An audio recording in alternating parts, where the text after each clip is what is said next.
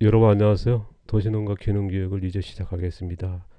지금까지 대면교육에서 비대면교육으로 시대 흐름에 따라 진행하도록 하고요. 오늘은 제1강으로 실패를 주는 농업 목조와 치유 맞춤형에서 농사 종류 선택하기로 주제를 이제 삼아봤는데요. 부족하지만 많은 관심 가져주시고 많이 부족할 것입니다. 그것도 이해해 주시기 바랍니다. 1편에서 제가 앞으로 이제 진행될 교육에 대해서 소개된 게 있습니다. 좀 참고해 주시고 컨텐츠는 도시농가 전업농을 만나면서 몇 가지 아쉬운 점이 있었는데요. 이거를 먼저 얘기하고 넘어가야 될 것 같습니다. 뭐 여러분 다 이제 판매나 이제 수익률이 낮다는 건 이제 농가들이 제일 아쉬운 이제 문제 있다고 얘기를 하고 있거든요. 그러면서도 이제 다 시장 포화의 다수학 생산 농업을 선택할 수밖에 없는 선택하는 게 우리나라의 농업의 현실인 것 같습니다. 모든 교육이 다수학 생산에 맞춰 있거든요. 화학농이나 친환경이나 유기농이나 뭐 농업 종류가 다르지만은 어쨌든 목표는 뭐냐면 수확량이에요. 다수하게 생산에 맞춰진 농업이거든요. 여기에 특화되어 있고 지난 40년 동안 계속 이쪽에 특화되어 왔던 겁니다. 발전이라는 게 뭐냐면 수확량을 높이는 쪽으로 이제 농업을 해왔기 때문에 그래서 수확량 뭐 정말 높은 농업이라고 하는 거는 뭐 당연한지 모르겠습니다만은 문제는 뭐냐면 최근에 이제 농지가격이 세계적으로 이제 굉장히 비싸졌군요. 짧은 시간에. 그 다음에 창업 비용이나 생산 비용도 높아졌고요. 거기에서 이제 또다시 수익률이 낮은데 이런 다수학 생산 농업을 선택할 수밖에 없는 이게 우리 악순환적인 문제인 것 같습니다. 문제는 분명히 있다고 생각하는데 알고 있는데 또 선택할 수밖에 없는 그리고 이제 비용이 높고 그리고 수익률이 낮고 그러면서도 이제 세계 5위 농업기술 이런 어, 제가 이제 교육을 하면서 이렇게 선배들이나 후배들이나 이제 많은 분들 만나보면 농업기술의 그런 자부심이 굉장히 높거든요. 생산성이 뭐 그걸로 가져가지는 분명히 우리 정부에서 지금 얘기하고 있거든. 세계 5위라고요. 뭐 이런 정보를 접해서 그런지 굉장히 자부심도 없고 뭐 자화자찬까지 할까요? 뭐 이런 말이 표현이 맞을지 모르겠습니다만 자긍심을 굉장히 이제 갖고 있는데요. 정말 그럴까? 생산성은 분명히 높은 건 사실일 겁니다. 저도 이제 이런 데이터나 모든 걸 보면은 이제 세계적으로 이제 토크라스거든요. 근데 중요한 거는 뭐냐면 생산성만이 아니거든요. 농업의 기술이라는 거는 품질을 포함되어야 되는데 아니면 이제 또 포함될 게 뭐냐면 생산 비용이거든요. 근데 이런 것들을 포함시키면은 어떻게 될까? 뭐 세계 5위가 아니라 거꾸로 세계 5위가 맞지 않나? 이제 저는 이제 교육에서 이제 그런 내용을 상세히 소개하고 그럽니다만은 저희들 교육에서도 기회가 나면 이 문제에 대해서 좀 다루긴 다뤄야 될 겁니다. 현재 이제 도시농이나 소농이나 치유농 최근에 확산되고 있죠. 보시면 대규모 농가 같은 다수학 생산 농업을 이제 선택을 합니다. 아쉽게도 이제 도시농 같은 경우는 이제 뭐 건강 때문에 아니면 생태적인 그런 이유로 하거든요. 그런데 똑같아요. 그러니까 생산성을 높이는 다수학 생산에 맞춰 있는 특화된 농업을 선택한다는 겁니다. 이런 것들이 좀 아쉽지 않나? 저는 이제 좀 오류적인 문제로도 보고 있거든요. 뭐 아까도 얘기했습니다만 모두라고 얘기는 뭐 그렇습니다만 그냥 뭐 대다수인 것 같아요. 이런 다수학 생산 농업에 맞춰 있다. 지금 아까도 얘기했습니다만은 화학농이나 친환경이나 유기농이 생산성을 높이는데 특화되어 있습니다. 그걸 계속 발전시켜 왔거든요. 지난 40년 동안에. 이걸 뭐 이걸로 해서 우리나라가 이제 그런 물가 안정 그리고 생산성이다 보니까 이제 근대화의 산업 발전에 기여한 건 분명히 있습니다. 물가 안정이랄까요? 근데 이게 아까도 말씀드린 시장 포화의 원인이 되고 있거든요. 분명히 생산 과잉은 아닙니다. 우리나라 식량 부족 국가거든요. 그러다 보니까 이 문제에서는 우리가 뭐냐면 농민들이 살아야 할 거 아닙니까? 그리고 젊은 청년들이 들어와서 농사를 짓는 환경이 돼야 되는데 이게 발목 잡는 겁니다. 지금은. 자, 시장 포하다 보니까 판매 가격이랄까 수익률이 연결되고요. 그래서 이 문제는 한 번쯤 고민해야 된다. 자, 오늘은 농사 종류니까 먼저 농사 종류와 농사 변화에 대해서 조금 얘기를 하고 넘어야 되는 게 맞는 것 같습니다. 일만 역사, 한반도 역사죠. 자연형 농업인 전통농. 그 다음에 1970년대 이제 녹색혁명이라 해서 이제 보급된 화학농. 그 다음에 이제 1980년대, 90년대에 시작된 이제 친환경농, 유기농. 그 다음에 2000년대 이제 IF 전후로 해서 이제 우리나라에 보급된 자연농. 가하구치 선생이나 후쿠오카 마사노부의 선생의 그 책이 번역돼서 출간되면서 확산됐죠. 뭐 그 전에도 있었는데 1980년대에도 분명히 있었고요. 그래서 자연농이라는 형태라 얘기는 없었습니다만은 그런 형태의 농업은 있었습니다. 저 역시도 이제 그런 농업을 이제 방송에 나와서 소개한 적이 있었으니까요. 그거는 이제 나중에 또 자세히 한번 좀 소개하고요. 그 다음에 2000년대에 들어서 이제 인공농이죠. 최근에 뭐 몇 년 사이에 굉장하죠. 인공팜이라 해서 이게 우리나라 농사 종류 그리고 농업 변화로 보시면 이제 틀리지는 않을 거라 봅니다. 전통농, 그 다음에 이제 화학농, 친환경농, 유기농. 화학농과 친환경농, 유기농은 정부에서 이제 뭐 주관하고 있고 지금 우리나라 교육에서 어디서나 쉽게 배울 수 있죠. 그래서 이거에 대해서는 뭐 그 다수학 생산에 그 맞춰 있는 농업은 제가 다루지는 않겠습니다. 그러나 화학농과 친환경과 유기농에 대해서 얘기를 할 겁니다. 어떤 쪽으로 얘기할 거냐? 품질, 생산 비용.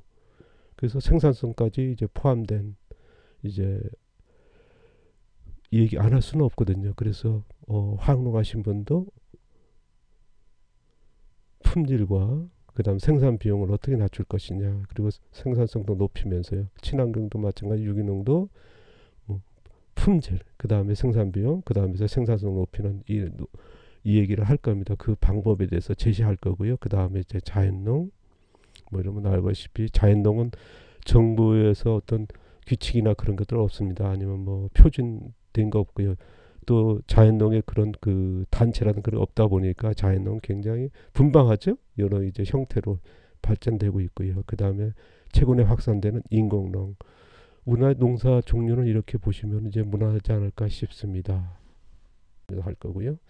또 자연농도 보시면 이제 한 가지로 알고 있고 자연재배는 또 한 가지로 알아요. 자연농 안에 제가 이번에서 이제 보편적으로 우리나라에도 많이 보급되어 있는 자연재배, 그 다음에 이제 우리나라에서 이제 시작됐다고 하는 태평농, 자연농법, 자연농업, 무경농법, 자연유기농 등등 제가 알기로만 수십 가지거든요. 그런 농업을 자연농 속에 넣으면은 무난하지 않을까. 되게 보시면요, 자연농과 자연재배 따로 있는 줄 알고 뭐 자연 태평농도 따로 있는 줄 알고 있어요. 그래서 용어 사용할 때 정확하게 전달이 안 됩니다. 왜냐하면 누군가 해준 사람이 없거든요.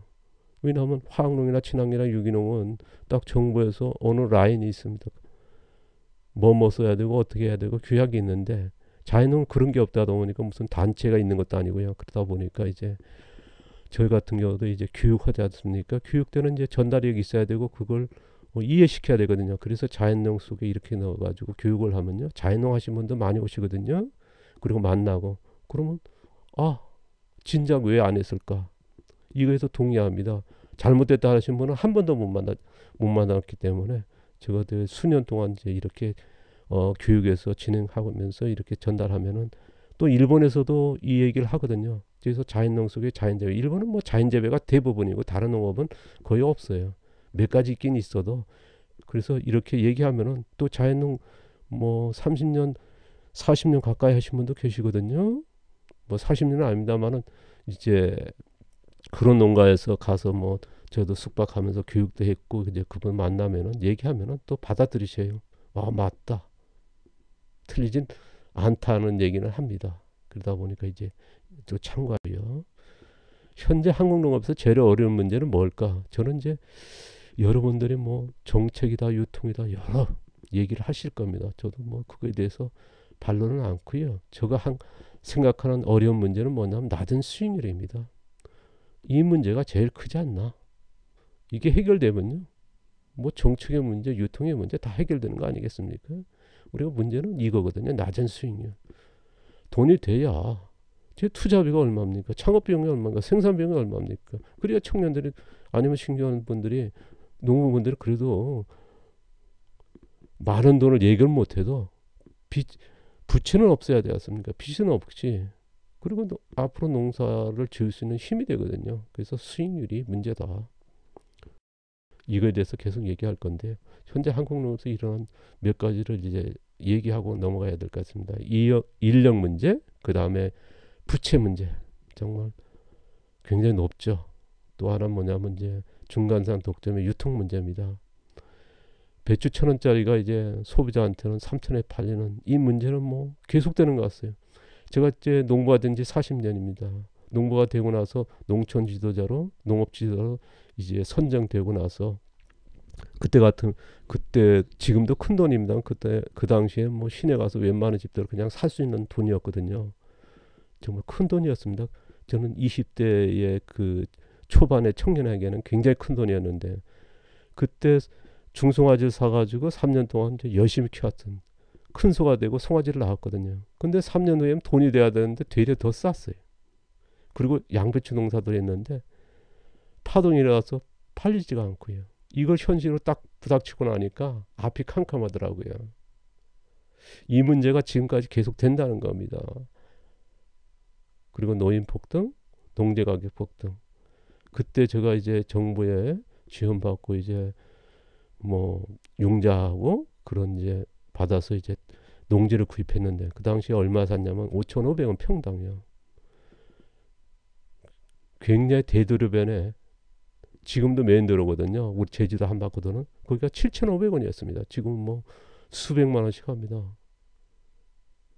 그 농지 가격이 그때 5,500원. 그러니까 제가 송아지 살 때 큰 소 한 발 팔면은 1,000평을 땅을 샀거든요. 그때는 정말 살만했어요. 농사 지을만도 해서 어렵다 했지만은 하루에 가서 이제 제가 그 당시에 우리 마을에 197호였는데요. 경운기가 넉 대가 있었어요. 부잣집에 석대. 제가 이제 밤 10시가 12시까지 막 밭갈았습니다. 봄, 가을 때는요. 그러면 하루에 땅을 몇 평 샀냐? 아마 10평 이상을 샀지 않았을 싶어요. 그렇게 돈이 됐거든요. 농지 가격이 쌌고. 근데 지금 보십시오. 저 며칠 일내야 한 평 살까요? 제가 지금은 이제 중산간 지역이라 와서 이제 터를 잡고 사는데 역 근처만 해도 농지들이 얼마 팔냐면 50만 원, 100만 원대입니다. 좀 장난이 아니죠. 제주도에 귀농해가지고 농업을 시작하는데 10억을 갖고 있어야 된다는 얘기를 합니다. 웬만 지역도 3억, 5억이죠.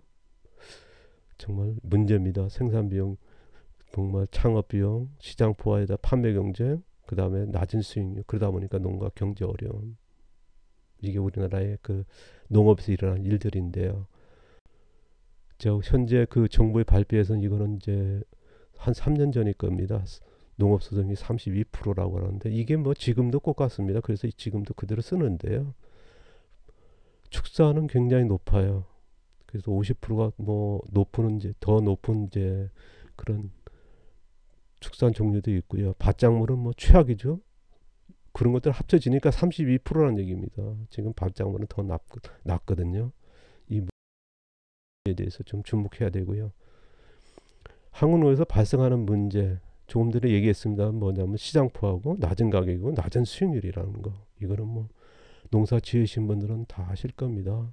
그러다 보니까 규모화하게 되고 규모화는 뭐냐면 또 생산 비용이 또 투자 비용이 높아가지고요. 그 다음에 이제 부채가 증가하게 되고 그래서 보다 보니까 이제 더 많은 생산해야 되고 더 많은 생산하니까 이제 또 투자해야 되고요. 생산 비용이 또 높지 않습니까? 근데 이제 문제는 뭐냐? 우리나라 대부분이 소농인데 환경이 더 악화되는 겁니다. 이게 우리가 이제 악순환되는 이제 우리나라 한국 농업의 문제지 않나 싶습니다. 또 하나는 뭐냐면요. 소농은 어려워지는데 대농과 자본농은 환경이 더 좋아지는 겁니다. 경쟁률이 더 높아져요. 그러니까 소농만 더 힘들어지는 거죠. 이게 악순환되니까. 그러다 보니까 앞서가시는 분들은 이제 유통으로 많이 하고 직거래들 많이 하시잖아요. 근데 문제는 뭐냐면 이제 그런 농가를 이렇게 보면은요. 저 입장에서 봤을 때 보면은 이제 생산 기술적인 게 더 높아져야 되는데 어쨌든 농업이라는 게 뭐냐면 농민이 혼자서 이제 생산도 해야 되고 노동도 해야 되고 뭐 수확도 해야 되고 판매도 해야 되고 뭐 포장도 해야 되고 다 해야 되거든요. 그럼 유통 중심으로 가다 보면 사람 쓰는 것도 노임이 비싸다 보니까 노동력 다 해야 돼요. 그러다 보니까 시간적인 그래서 이런 품질적인 문제에서 굉장히 문제가 있더라는 겁니다. 그게 또 발전해야 되는데 뒤따라져야 그래야 뭐 수익률이 뭐랄까 판매 가격 품질이니까요 되는데 이런 것들이 좀 안타깝지 않나. 그래서 농업 환경은 이제 점점 나빠지고 있고요. 그러다 보니까 신규 농민이나 청년들이 이제 농업하기는 정말 어렵죠. 청년들이 지금 창업 자금에서 3억 받아가지고 이제 시작한 분들을 굉장히 많이 만났습니다. 지금도 그런 그 유튜브들은 많이 올라오는데요. 3억 받았을 때 우리가 몇 년 거치 지나서 2%, 그 다음에 이제 원금을 갚게 되면 이제 1년에 이제 3,500인가요? 그쯤 이제 갚게 됩니다. 그럼 그렇게 수익이 나겠냐는 거죠. 3억 해가지고. 정말 부부가 매달려서 쉽지 않다는 거죠. 벌써 제가 이제 몇 년 전에 이제 농지를 팔아서 그걸 갚고 또 도시로 나가는 분들을 여러 봤거든요. 이게 우리가 좀 겪고 있는 문제다. 앞으로 한국 농업에 최대의 이제 이런 문제지 않나 싶습니다. 아쉽고요. 그래서 저는 이제 해결의 첫 시작 교육이니까요. 좀 문제도 얘기했으니까 시작 그런 오늘 첫 시간이니까 그래서 뭔가 좀 제시해 보려고 합니다. 앞으로 계속 제시할 겁니다만은 뭐 얘가 될지 모르겠습니다만은 제가 좀 가방 얘기를 좀 하려면 이거는 에코 가방인데요. 이것도 이제 잘 만들면 이제 명품이 되지 않습니까? 뭐 그냥 대충 만든 게 아니라 소재도 그렇고 재질이 좋은 걸로 해서 최고의 기술을 만들면 명품이 되는 거고요. 이 또 가방도 또한 이제 원단 소재가 좋고 그 다음에 장인 기술을 만들면 명품이 될 수 있고 이거 가방도 마찬가지 정말 천연 원단에다가 이제 장인 기술로 만들었을 때 명품이 된단 말입니다.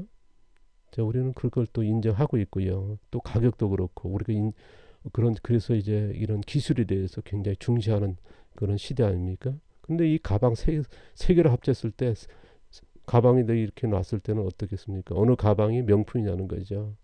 이거는 2만 원대, 이거는 100만 원대, 이거는 1억 5천에 중국에서 팔리는 가방이라고 그럽니다. 여기에 명품이라는 건 뭘까요? 뭐 가방마다의 그 가격에는 품질이 있다는 거 아니겠습니까? 품질은 또 기술이고요. 기술이 품질을 만든다는 거는 뭐 누구나 뭐 알고 있는 거고 우리는 그래서 이제 가격으로 이제 또 가치로 평가하는 거고 그래서 명품이라고 그러고 럭셔리 시장이라고 그러고 고퀄리티라는 얘기를 하거든요. 농업도 생산해서 무조건 생산이 아니라 이제 기술적인 거기에 품질이 들어가야지 않나. 우리는 뭐 아까도 얘기했습니다. 다수학 생산에 맞춰져 있거든요. 특화되어 있거든요. 화학농이나 친환경이나 유기농이 굉장히 그래서 세계 5위라고 얘기하는 거거든요. 그래서 그거에 대해서는 굉장히 자부심 있는 것도 좋습니다. 그런데 문제는 뭐냐면 생산비용이 너무 높다는 거죠. 그 다음 가격이 너무 낮다는 겁니다. 그건 품질하고 연결되어 있거든요. 또 이렇게 얘기하면 또 화내신 분도 계셔요. 품질이 어때서? 품질이 높다. 저도 할 말은 없습니다. 근데 결과는 수익률은 나타나는 거냐. 그래서 이제 이런 소농이나 이런 전염농들이 농사 종류 더 나가서 농사 기술까지 해야 된다. 이거는 다음 편에 한다 그랬죠. 여기서 뭐가 좌우하냐? 품질을 좌우한다. 품질은 가격으로 이어지고 수익률이 연결된다. 이제는 농업도 아까 가방 예를 들었습니다만은 농업도 이렇게 접근해야 된다 싶습니다. 농업은 싼 것을 많이 공급하는 게 굉장히 자부심 느끼셔요. 이거에 대해서 저도 동의하거든요. 지금 우리나라 농업이라든가 아니면 이제 우리나라 산업이 지금의 물가 안정 이런 것들이 기여한 건 맞아요. 근데 뭐냐면 농업 환경은 굉장히 나빠진다는 거죠. 청년들이 농사를 짓는 환경이 안 되는 거죠. 또 하나 뭐냐면 이제 이런 치유적이랄까 농업도 필요한데 이런 데서는 이제 우리가 농업이 해야 될 일인데 못하고 있다는 말입니다. 그거는 이제 나중에 또 계속 얘기할 겁니다만은, 가령 이제 질병 치유라 그러면 치유 음식이 필요합니다. 그럼 치유 음식에 필요한 게 뭘까요? 치유 농산물이거든요. 그럼 치유 농산물은 어떤 농사 종류 선택해야 할까요? 화학농일까요? 친환경일까요? 유기농일까요? 아니면 자연농일까요? 우리는 이거에 대해서 질문을 던졌을 때 질문을 던져야 됩니다. 근데 이거에 대해서는 굉장히 꺼려하세요. 이 문제에서 그렇게 심각하게 받아들이지 않거든요. 어떤 농사를 선택할 거냐, 화학농이냐, 친환경이냐, 유기농이냐. 더 나아가서 다음 편에 얘기할 농사 기술로 이제 얘기를 해야 되거든요. 이거에 따라서 이제 품질할까, 교육 가치랄까, 경쟁력이 달라진다는 생각 가지고 있습니다. 어떤 분들은 이제 뭐 그렇지 않다 하는 분도 계실 것이고, 뭐 이런 쪽에 관심을 가지신 분이 계시다 그러면 앞으로 제가 진행하는 교육에서 이런 얘기를 많이 할 거고요. 이런 방식으로 풀어갈 겁니다. 목적에 따라서 농사 종류도 좀 달라져야 된다니까요. 식량 해결이나 저가 많은 공급이란 당연하게 다수학 생산 농업을 해야겠죠. 이런 농업으로 가는 게 당연하고요. 그러면 이제 질병 치유라 그러면 어떤 농업을 해야 할까요? 치유 생산의 농업을, 특화된 농업을 해야 됩니다. 그게 뭐냐면 이제 유해독이 없으면서 자연과 흙의 영향을 다 만나야 되거든요. 이런 농업을, 특화된 농업을 해야 된다는 거죠. 그리고 록세이 쇼비장에는 당연하게 뭡니까? 최고 품질이에요. 그냥 가격이 막 높다, 명품이다 하는 게 아니라 농업이 할 수 있는 모든 걸 담아내야 돼요. 환경적이어도 윤리적이어야 되고, 거기에는 뭐냐입니까? 아까도 얘기했습니다. 유해독이 없어야 되고, 그러면 자연과 흙의 영향이 담아내야 되고요. 이런 농업이 고퀄리티 농사가 돼야 되고요. 그 다음에 체험교육이나 사회적 농업을 한다 그러면 최근에 확산된 치유농업. 당연하게 농업과 농촌이 가져있는 농부가 할 수 있는 가져있는 기능, 자원. 이걸 다원적 기능이라고 그러죠. 이걸 담아내야 되거든요. 근데 농업이 뭐냐, 사회적 농업인데 다수학 생산 하나에 맞춰져 있는 거죠. 그럼 다원적이 아니거든요. 농업은 치정 것도 있거든요. 그럼 환경적인 것도 있고요. 윤리적인 것도 있고요. 교육적인 것도 있습니다. 이런 것도 다 담을 수 있는 게 농촌이고 농업이거든요. 근데 우리가 다수학 생산에 맞춰 있는 게 제가 보기에는 굉장히 안타깝다는 거죠. 고퀄리티 농업인데 지향하는데 다수학 생산만 합니다. 품질을 생산 안 해요. 그냥 많이 생산만 하면 된다는 생각을 많이 가져 있거든요. 거기다가 비료 안 쓰고 화학농약 안 쓰면 된다라고 하는 게, 근데 실질적으로 뭐냐면 이런 건강농업 해가지고 수익률이 이렇게, 우리 주변에 뭐 친환경이나 유기농 하신 분들한테 물어봤어. 몇 개월 전에도 이제 그런 분들이 오셔가지고 교육에 요청 와서 저희 집에서 그런 교육을 진행하면서 물어봤습니다. 수익률 얼마입니까? 한 30%밖에 안 된다고 그럽니다. 어떤 분은 40%까지 얘기하는 분도 계십니다만은, 이거에서 수익률이 돼가지고는 뭐냐, 힘들다는 거죠. 저는 앞으로 농업이 수익률이 70% 정도 돼야, 현재 농지 가격 얼마인데요? 창업 비용, 생산 비용 얼마인데요? 70%는 돼야 유지된다는 그 생각을 가지고 있고 그런 주장을 하는 편이거든요. 모르겠습니다. 30%도 뭐 만족하면 괜찮을지 모르겠습니다만은, 그래서 이런 특화된 농업 필요하다. 그래서 이런 농업을 선택해야 된다. 어떤 농업을 선택할 거냐? 농사 종류죠. 목적에 따라서 농사 종류, 다음 편에 얘기할 농사 기술까지 포함돼서 선택이 필요하다.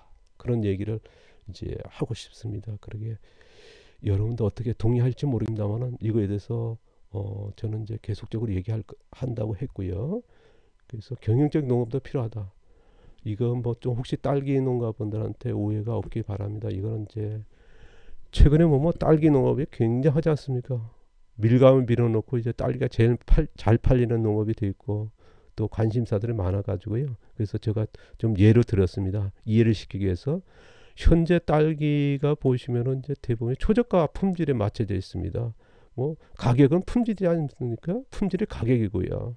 그리고 수익률에 연결되는 거고요. 그래서 뭐 사람 생각에 따라서, 바라보는 것에 따라서, 농부님들의 생각에 따라서 뭐냐면 초저가는 아니다, 고가다, 아니면 고퀄리티다 얘기하시는 분도 계실지 모르겠습니다. 제가 보기에는 거의 초저가에 맞춰져 있습니다. 중저가는 거의 뭐 3%도 안 된다고 봐요.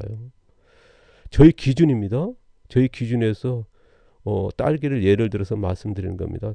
중저가가 한 3%, 나머지 97%는 초저가에 맞춰지는 생산을 하고 있지 않나. 지금 우리 시장을 이렇게 보시면요. 뭐 백화점도 그렇고 대형마트도 마찬가지입니다. 백화점에 팔린 것도 중저가 정도지 고가는 없더라는 겁니다. 제가 이제 이런 교육만 이제 전문적으로 지난 10년 동안 뭐 농사를 짓고 있습니다. 닭도 키우고 여러 가축도 키우고 다음 채소 농사도 하고 그러는데요. 자급자족하고 거의 생산한 거는 이제 주변에 나눠주는 쪽으로 하면서 뭘 하냐, 팔아서 먹고 사냐 그러면 지식을 팔아서 먹고 살고 있습니다. 10년 동안은 이제 교육만 하지 않습니까? 그 지식을 팔아서 먹고 사는데 그전에 이제 생산해서 농산물도 팔고 지식도 팔아서 이제 그런 겸업적인 농사를 했었죠. 그런 현장을 이제 다니다 보니까 그런 그 시장이랄까 백화점 같은 것도 많이 보게 되고 왜냐하면 도시에 많이 나가니까요. 보면은 고가하고 고퀄리티는 없어요. 한 번도 본 적이 없습니다. 다 놓고 얘기하면요. 뭐 간혹 이제 매스컴이나 그런 거 접하긴 합니다만은 그렇게 힘들다는 거죠. 없다라는 겁니다. 제가 이제 200원 달걀 지금 보시면 이제 최근에 30개짜리가 7,000원까지 올랐습니다만은 이게 초저가거든요.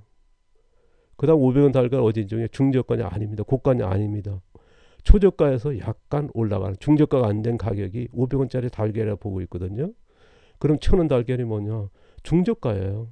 고가가 아닙니다. 고퀄리티 아닙니다. 제가 1,000원 달걀 보급하면서 교육을 하면서 많은 분들이 이제 저한테 제가 농장할 때 계란 1,400원 받았거든요. 그리고 수천 명이 찾아오는 농가 이런 체험 교육 농장 운영하니까 많은 분들이 요청이 와서 교육을 진행하게 됐거든요. 그래서 모이신 분들한테 얘기할 때 그럽니다. 1,000원 달걀 100만 원 돼지를 생산된다. 수익률이 70%는 돼야 된다. 그때마다 이제 그 얘기했던 게 이제 이런 기술적인 문제, 품질을 생산해야 된다라고 얘기를 했거든요. 그래서 5,000원 달걀이 뭐냐면 고가예요. 5,000원 달걀이 고가이고요. 고퀄리티가 얼마짜리냐면 10,000원짜리 달걀을 얘기하는 겁니다. 그리고 이게 이런 고가나 고퀄리티 농업도 이제 필요한데요. 그러면 이제 농사 기술이 중요하겠죠? 농사 종류가 필요하고요.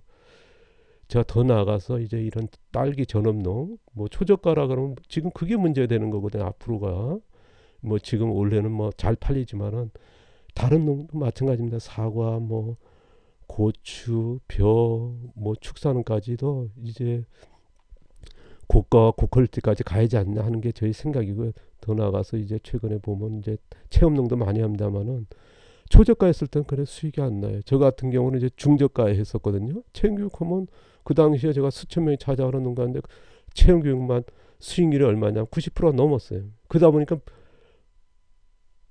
그걸 듣기 위해서 또 보고 싶어서 많은 분이 왔던 거죠. 그래서 매스컴에서 계속 이제 뭐 한 달에 한 몇 번은 이제 소개됐던 것 같아요. 그런 농장을 했는데 이런 쪽으로도 생각하시고요. 그 다음에 이제 복합농 더 나가서 겨울엔 딸기, 여름엔 토마토, 그리고 1년에 유정란 이런. 그런데 문제는 뭐냐? 초저가 했을 때는 그렇게 효과는 없어요. 중저가 했을 때는 이게 뭐냐면 딸기가 1,000원 된다. 아니면 유정란이 1,000원짜리다 그러면 토마토도 1,000원짜리 되고 딸기도 1,000원짜리가 되는 거거든요. 그래서 더 나가서 고가까지도 이제 도전해야 하지 않냐. 더 나가서 융복합 농장 좀 고민할 때다. 그리고 제가 이제 아까도 얘기했으면 치유농업, 치유운동, 치유음식이라는 얘기를 했습니다. 제가 이제 그런 컨텐츠로 가고 있고요. 이런 쪽의 농업을 주장한 지가 30년이거든요. 농부된 지는 40년이지만 치유적 농업을 이제 이런 자연치유적인 그런 사고를 가지고 또 계속 지향하는 한 게 30년이거든요. 그러다 보니까 이제 쌓인 건데 저는 이제 이쪽으로 가야 된다. 왜냐하면 고퀄리티거든요. 그리고 수백만의 질병 환우들이 있습니다. 그분들이 원하는 게 뭐냐면 고가 고퀄리티 정도는 가야 되거든요. 왜냐하면 질병 치유하면 음식의 재료를 생산하려면요. 그래서 치유, 재활치료라든가 재활농장 아니면 원예농장이라든가 이런 형태 주목해야 될 것 치유 체류농장 이거는 지금의 펜션 농장들이 이쪽으로 가야 된다 생각해요. 펜션들이 굉장히 밀리거든요. 상업적인 그런 쪽에 뭐 호텔이나 그런 데에 보면 펜션들에 비해서. 그래서 농가는 이런 체류 농장으로 가야 되고, 체류형 자연치유 농장은 제가 이제 30년 동안 주목하고 이걸 또 보급하려고 노력하는데 좀 주목해 주시기 바랍니다. 제가 이제 많이 소개할 겁니다만은 이쪽에가 좀 큰 시장이지 않나 싶습니다. 천원 달걀은요, 다른 작물도 1,000원짜리 만들고 딸기가 1,000원 만들어요. 과수하신 분이 한 번은 저한테 그런 얘기 하더라고요. 과수만 하다가 1,000원 달걀 딱 시작하니까 수익률이 2~3배 올랐답니다. 그게 뭐냐면 이제 그 가치를 그렇게 인정한다는 거죠. 그리고 소비자가 인정을 해주고 저항이 없더라는 거죠. 대하는 게 전부 다 달라졌다. 그게 너무나 좋다. 그리고 자신의 자존감 높아졌다. 떳떳하다. 그런 얘기를 많이 했었어요. 지금 이상적인 농업시장은 뭐냐, 아까도 얘기했습니다. 대부분이 초저가에 맞춰졌다는 얘기를 했거든요. 뭐 제가 이제 좀 신뢰되고 불편한 얘기인지 모르겠지만 초저가라 97%, 뭐 이거는 데이터가 있는 건 아닙니다. 그냥 제가 이해를 전달하겠는데, 중저가는 기껏해야 3% 정도다. 고가와 고퀄리티는 없더라. 그래서 초저가는요 50% 낮춰야 된다 생각합니다. 지금 우리 농업의 그런 생산에 대해서 이제 그런 기술이죠. 농업 종류, 농사 기술로 해서 품질을 해서 가격이 이런 시장을 이제 50% 이제 낮춰야 되고요. 중저가는 20% 높여야 되고요. 더 나가서 고가 시장은 20% 새로 만들어야 된다 생각을 가지고 있거든요. 고퀄리티도 한 10% 정도 가야 된다 생각합니다. 아까 조금 전에 언급했던 수백만 치유 한우들의 그 거의 맞는 치유 음식에 맞는 치유 농산물을 생산하려면 뭐냐면 유해독이 없어야 되고, 항생제, 스트레스, 농약, 이런 질산염, 그런 오메가6, 오염 이런 것들이 없이 하려 그러면 고가 내지 럭셔리 쪽으로 가야 되거든요. 왜냐 그러면 대규모 못하니까.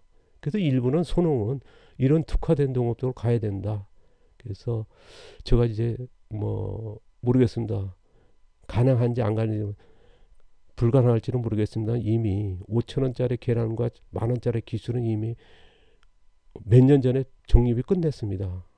근데 이제 1,000원짜리는 농가는 많이 이제 뭐 방송에 여러 이제 서민갑부나 뭐 대동여지도 나노농부도 1,000원짜리 계란회가 성공론으로 소개했지 않습니까? 그런 농가들이 교육에서 맡았던 농가들입니다.